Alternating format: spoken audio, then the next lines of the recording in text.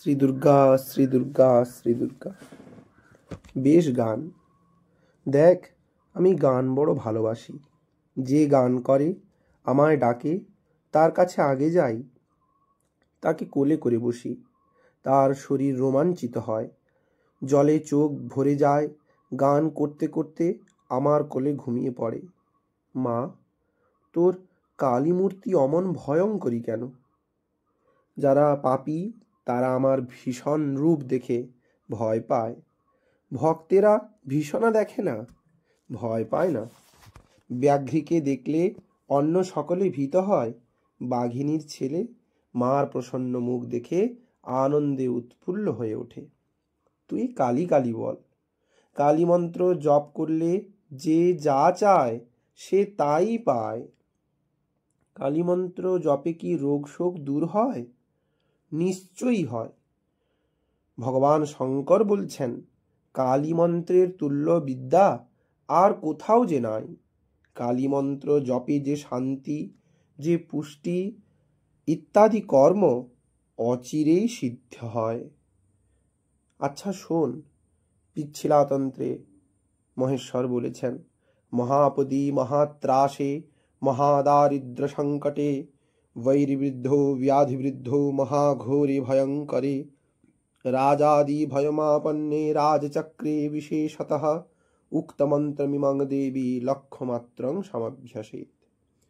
মহাপদে মহাভয়ে মহাদারিদ্র সংকটে মহাদারুণ ব্যাধিবৃদ্ধিতে ভয়ঙ্কর রাজভয়ে বিশেষত রাজচক্রে হে দেবী এই উক্ত মন্ত্র 1,00,000 জপ করবে।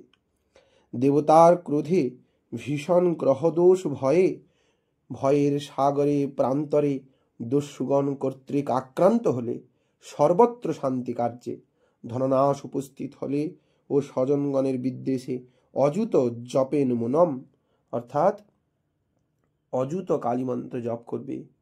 কালী কার্তিককে যেমন পালন করেন, মন্ত্র জপকারী সাধককেও তেমন পালন করেন।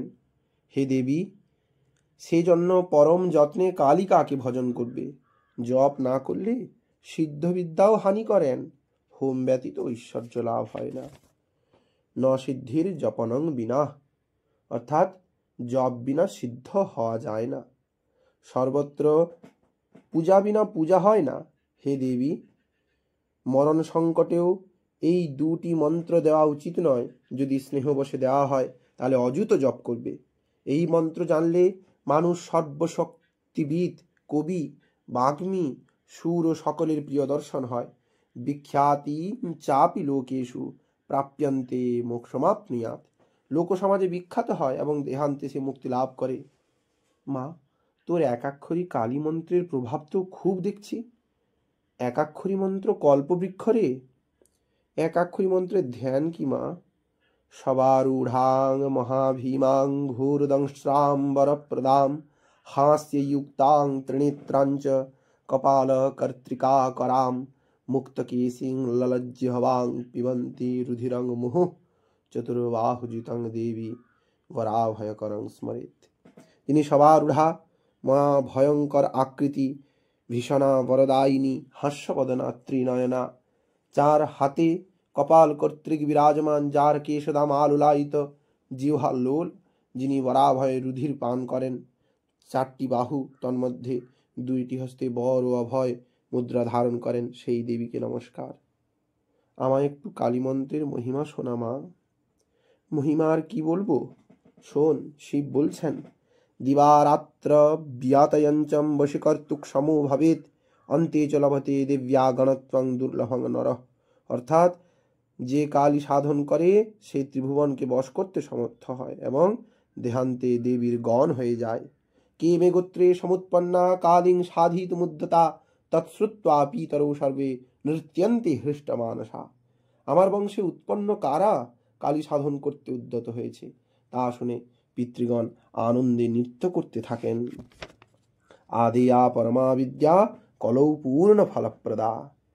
কালী মহাবিদ্যাই কলিকালে পূর্ণ ফল প্রদান করতে পারেন।